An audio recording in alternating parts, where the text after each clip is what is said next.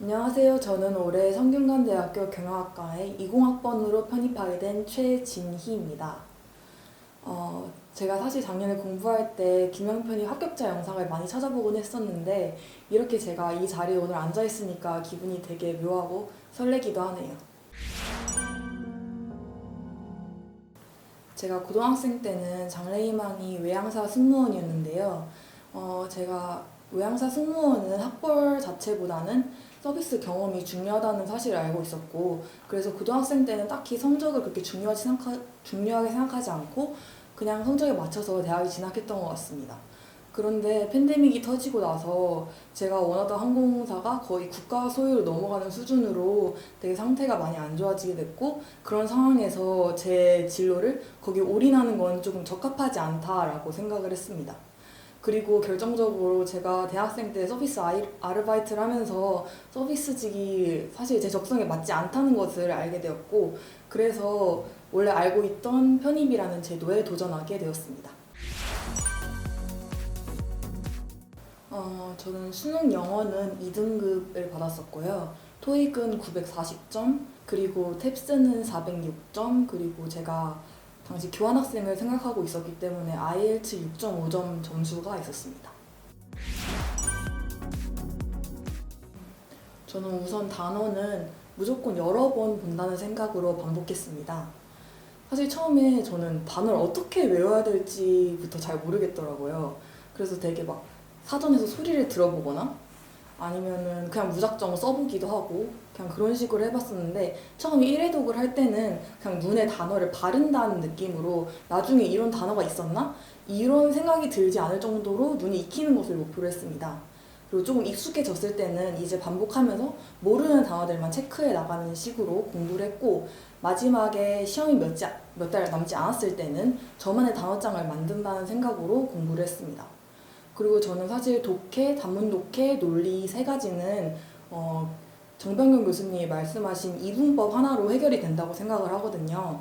그래서 저는 이 세 가지 파트는 교수님이 알려주시는 대로 충실히 수업에 임하는 것만을 목적으로 했고, 그리고 사실 공부하다 보면은 다른 친구들이 막 다른 교재 푸는 거 눈이 가고 나도 저 책 사볼까? 이런 생각이 드는데 그냥 하던 책을 한 번 더 보시고 애내독 하시는 걸 저는 더 추천을 드립니다.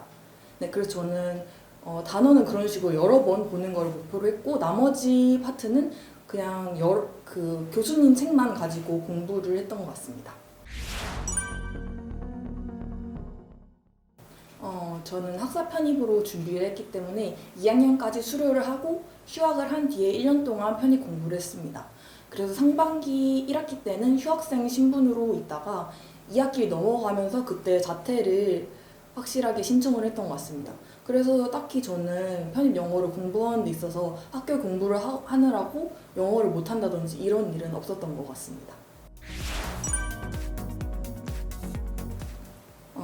저는 처음에 초안을 혼자서 작성을 했는데요. 좋아서 말씀을 드리는 건데, 그 김영편이 유튜브에 보시면 연고대를 동시에 합격하신 분이 자소서 작성하는 팁을 길게 영상으로 찍어주신 게 있거든요.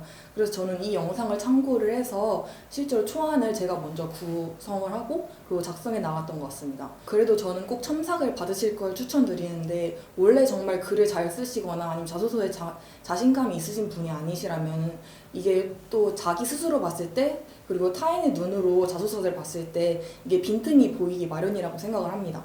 실제로 저도 자소서를 작성하면서 저는 처음에 되게 제가 실수를 했던 게 문학마다 저의 장점을 보여줘야 되겠다는 되게 욕심이 있어가지고 자소서를 그렇게 작성을 하다 보니까 자소서의 전체적인 흐름이 깨져버리는 그런 일이 발생하더라고요.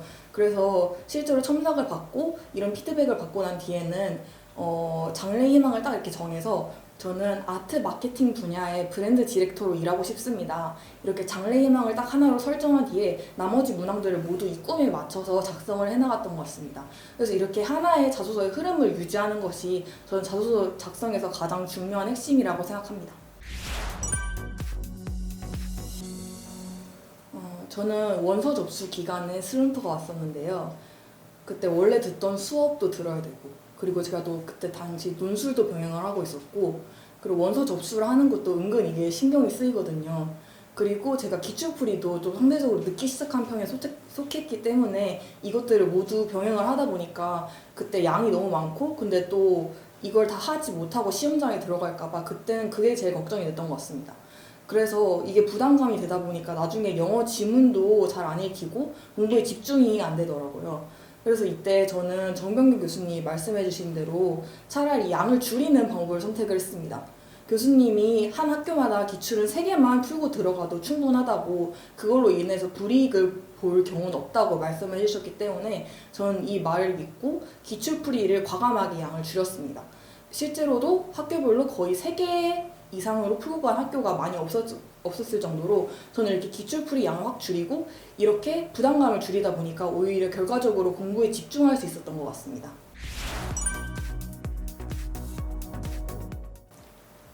저는 현강을 다니시는 분들이라면 밴드를 적극적으로 활용하라고 말씀드리고 싶습니다. 사실 수험생분들의 가장 불안한 것이 지금 팬데믹 상황이라는 것일 거라고 생각을 하는데요.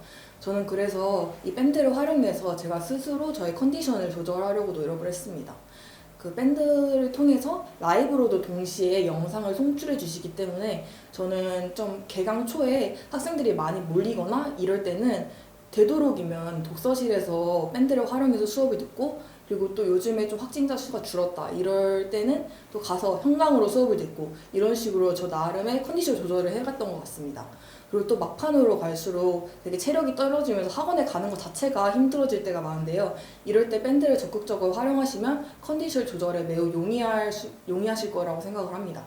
그리고 이런 밴드를 통해서 강의를 송출해 주시는 것은 김영 편입이 되게 좀 큰 학원이기 때문에 이런 서비스를 제공해 주실 수 있는 거라고 생각을 해서 저는 이 부분 적극적으로 활용하셨으면 좋겠습니다. 저는 무조건 원서를 많이 쓰라고 말씀을 드리고 싶어요. 사실 어떤 학교 시험을 보러 가는데 그 당일날 어떤 일이 생길지 아무도 알지 못하거든요. 그 학교 전에 본 시험들을 제가 정말 다 못 봤을 수도 있고 아니면 괜찮아서 그 학교 시험을 안 보러 가도 될 것 같을 수도 있고 이거는 정말 그 날이 되는 순간까지 저는 모른다고 생각하기 때문에 그 순간에 원서비가 조금 아까울지라도 무조건 원서를 많이 쓰시는 것을 추천드립니다. 그리고 실제로 제가 올해 시험을 본 해에는 되게 주요 학교들이 시험이 겹치는 경우가 많았거든요. 그래서 이런 겹치는 경우를 방지하기 위해서 또 어떤 학교를 보러 가야 될지 모를 수도 있으니까 우선은 다 원서 접수를 한 후에 시험을 보러 갈지 말지 이것을 결정하셨으면 좋겠습니다. 그리고 과 같은 경우에도 되게 고민을 많이 하시는데 저 같은 경우에는 경영학과, 사회학과, 철학과 이렇게 나는 꼭 3개의 과에만 지원을 하겠다 이런 식으로 나름 정해놓고 그리고 빨리빨리 지원을 하고 마무리한 뒤에 공부에 집중하려고 했습니다. 괜히 질질 끌고 경쟁률 보고 고민해봤자 크게 달라지는 것이 없기 때문에 그냥 빨리 지원하시고 공부에 집중하는 것이 훨씬 현명한 선택이실 거라고 생각합니다. 저는 성균관대학교 시험을 볼 때 저만의 타임라인을 정해놓고 시험에 임했습니다. 성균관대학교는 시험을 90분 보기 때문에 다른 학교에 비해서 호흡이 긴 시험인데요. 그래서 저는 예를 들어서 단어와 문법을 내가 20분 안에 풀겠다. 그리고 뭐 단문답 독해에서 요 문제는 또 나머지 20분 안에 풀겠다. 그리고 나머지 시간에 뭐 장문 독해를 보고 검토를 하겠다. 이런 식으로 저만의 타임라인을 정해놓은 다음에 시험을 풀면서 꼭 이것을 지키겠다는 생각으로 시험에 임했던 것 같습니다. 실제로 정명윤 교수님께서도 이렇게 푸는 것이 좀 현명한 방법이라고 추천을 해주셨고요. 그리고 또 성균관대학교는 저는 학사 편입으로 지원했는데 자소서가 40%나 반영되었기 때문에 저는 자소서 작성도 좀 여유를 두고 한 달 동안 고민을 해서 했던 것 같습니다. 실제로 성균관대학교는 처음에 원서 접수를 할 때 자소서를 제출해야 되는데요. 이때 미리 자소서를 작성해 놓지 않으신 분들은 영어를 잘하시는 분들도 기회를 놓치시게 되는 경우가 있더라고요. 그래서 자소서도 미리 여유를 가지고 작성하시는 것을 추천드립니다. 저는 사실 초반이랑 마지막을 비교했을 때 성적이 극적으로 오른 학생의 케이스는 아니라고 생각을 합니다. 실제로 저는 마지막까지도 모의고사에서 항상 한 자리 숫자를 유지하는 그런 학생은 아니었고 그래서 저는 약간 애매한 저의 점수가 오히려 저에게 불안함을 줬던 것 같습니다. 그런데 이때 정말 좀 진부할 수도 있겠지만 그냥 이 숫자를 한번 보시고 그냥 잊어버리시고 그냥 하도 공부에 계속 집중하시는 것이 계속 합격할 수 있는 원동력이라고 생각을 합니다.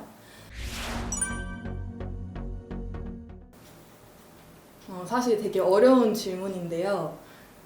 저도 공부를 할 때는 합격만 바라보고 합격하면은 또 끝이 오겠지 이러고 또 그건 그때 생각하자 이런 식으로 미뤄뒀었는데 또 막상 합격을 하고 나니까 또 진로 고민이 아주 막막해서 요즘 하루하루 진로 고민하느라 정신이 없습니다.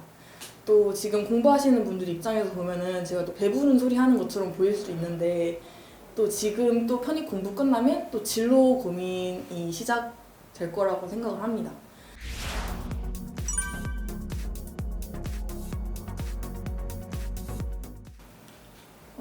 우선 부모님께 정말 감사하다는 말씀을 드리고 싶어요.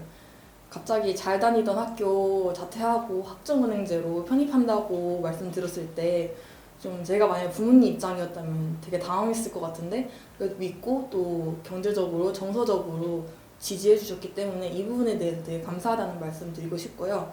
제가 1년 동안 믿고 수업 들을 수 있게끔 이끌어주신 정백명 교수님께도 감사하다고 말씀드리고 싶습니다.